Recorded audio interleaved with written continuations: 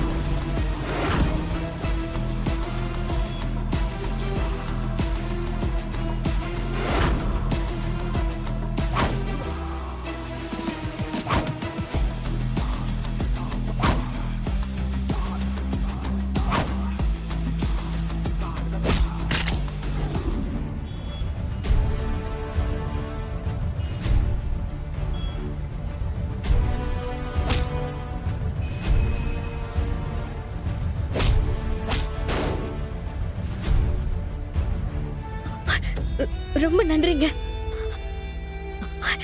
பாவைக்குட்டி. ஒண்ணும் இல்லடா, அதான் நான் வந்துட்டேன்ல, பயப்படாத. வா பாவைக்குட்டி, செல்லம், நான் இருக்கிற வரைக்கும் உன்னை யாரும் ஒண்ணும் பண்ண முடியாதுடா, சரியா? சரி, சீக்கிரம் வீட்டுக்கு போலாம், அண்ணி எதிர்பார்த்துட்டு இருப்பாங்க. சரி, வீட்டுக்கு போலாமா? செல்ல குட்டி.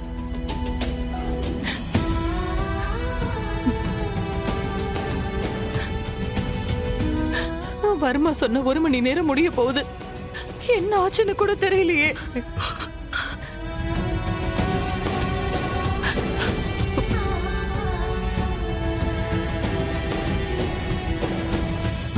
அட்டன் பண்ணல. என்னாச்சுமா? என்ன அயலிக்கு கால் பண்ண எடுக்க மாட்டேங்கிறா. திரும்ப ட்ரை பண்ணி பாரு.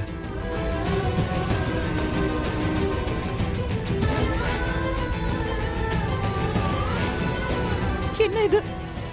சிவாவும் கால் எடுக்க மாட்டேங்கிறான். என் பாவைக்கு என்னாச்சுன்னு ஒண்ணும் தெரியலையே. ஆமா, அதுங்க என்ன போலீஸா? 1 மணி நேரத்துல குழந்தைய கண்டுபிடிச்சு கூட்டிட்டு வரதுக்கு? சித்தி, எந்த நேரத்துல என்ன பேசணும்னு உங்களுக்கு தெரியாதா? பாவை காணாம போனதுல இருந்து இப்ப வரைக்கும் என் உயிரே என்கிட்ட இல்லாத மாதிரி தான் இருந்துச்சு. பாவை இல்லாம நாம உயிரோட இருந்து என்ன பண்ண போறோம்னு கூட யோசிச்சேன்.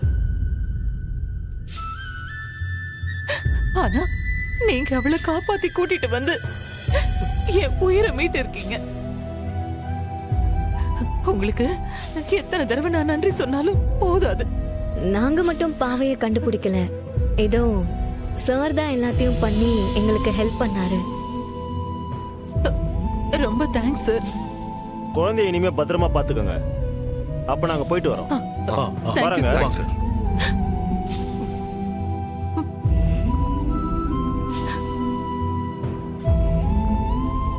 பாவை, பாவை,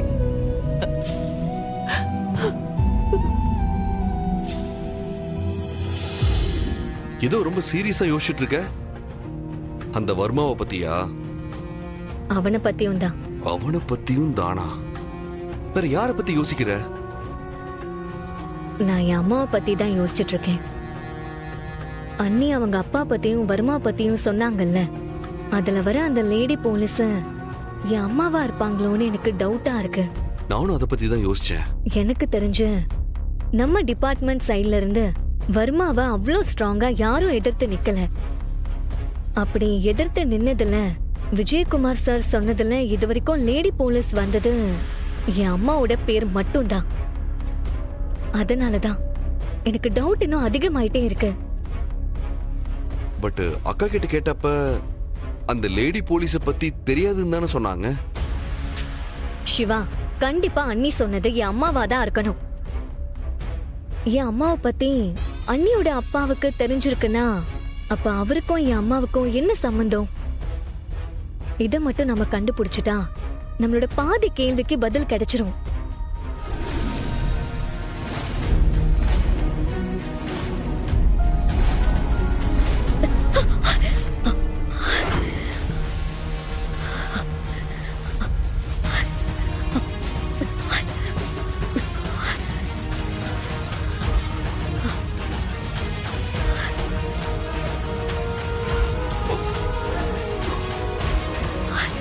ஐலி நீனும் தூங்கலியா?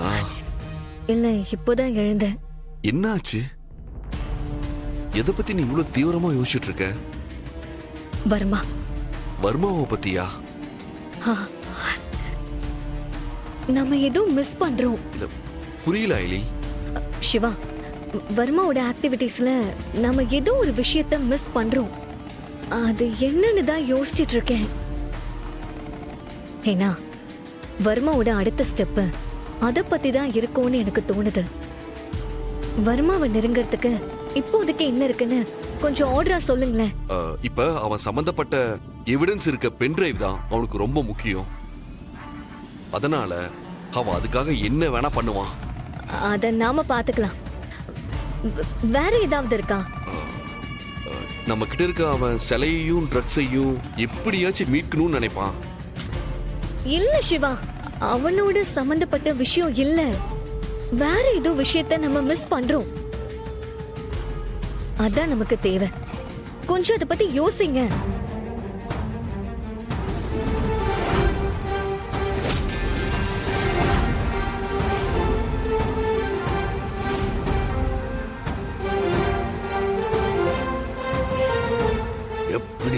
எப்படி அவ திரும்ப வெளியே வரா?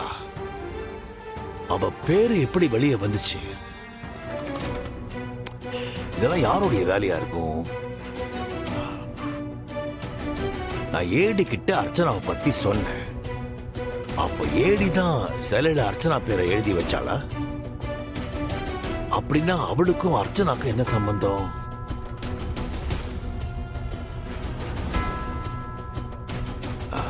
ஆனா சிலைய கொண்டு வந்தது இந்திராணி. ஒருவேளை அவதான் அர்ச்சனா பேரை எழுதி போட்டுக்கணுமோ? அதுக்கும் சான்ஸ் இருக்கு. ஏன்னா இந்திராணிக்கு அர்ச்சனாவை பத்தி தெரிஞ்சிருக்க போய் தான் அவ குழந்தைகிட்ட நான் அவ அப்ப அந்த அர்ச்சனா சம்பந்தப்பட்ட கதையை சொல்லியிருக்கா. அதனால அவ இத பண்ணிருக்க நிறைய சான்ஸ் இருக்கு.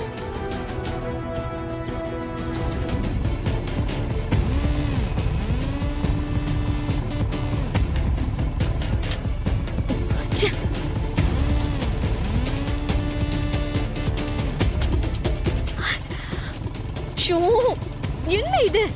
நாம வீட்டுக்கு போறதுக்குள்ள வர்மா அங்க போயிட்டா என்ன பண்றது?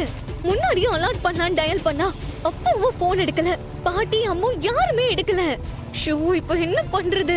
ஐலி, அப்போ ஒண்ணு பண்ணு. விஜயகுமார் சாருக்கு நீ கால் பண்ணி விஷயத்த சொல்லு. அவர் கண்டிப்பா ஏதாச்சும் ஹெல்ப் பண்ணுவாரு. கரெக்ட். நான் இப்பவே சார் கால் பண்றேன்.